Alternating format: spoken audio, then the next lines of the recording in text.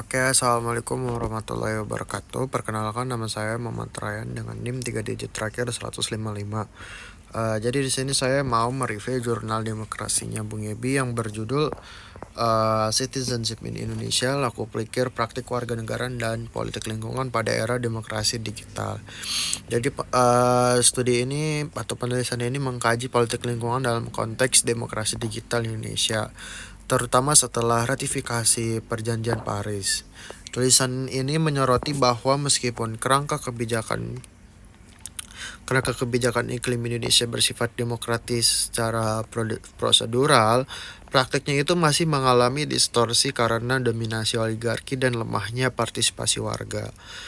Namun tulisan ini belum menggali secara mendalam bagaimana transformasi digital sebenarnya itu membuka peluang baru untuk memperluas kewarganegaraan, deliberasi publik, dan pengawasan terhadap isu lingkungan.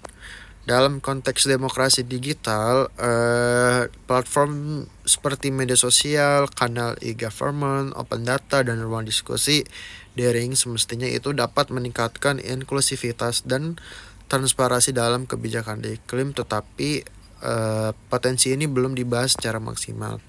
Padahal teknologi digital itu dapat menjadi instrumen penting dan memperkuat environmental citizenship, misalnya melalui pemantauan emisi oleh publik secara real time, mobilisasi gerakan lingkungan berbasis media sosial, atau partisipasi warga dalam konsultasi publik digital.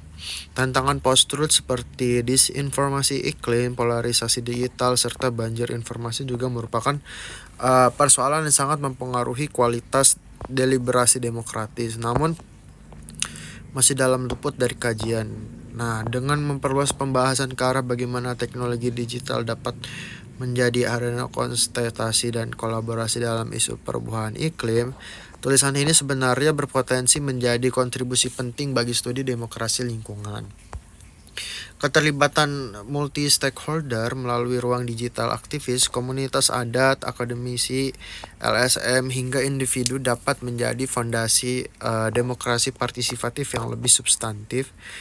Selama negara menyediakan infrastruktur of participants seperti transparansi data, kanal pengaduan publik, dan mekanisme e-participation yang inklusif. Oleh karena itu, meski kritik terhadap kesemrawutan politik lingkungan dan lemahnya akuntabilitas pemerintah sudah kuat, integrasi analisis tentang demokrasi digital itu menjadi kebutuhan penting agar pembahasan politik lingkungan relevan dengan dinamika era Society 5.0 dan post-truth.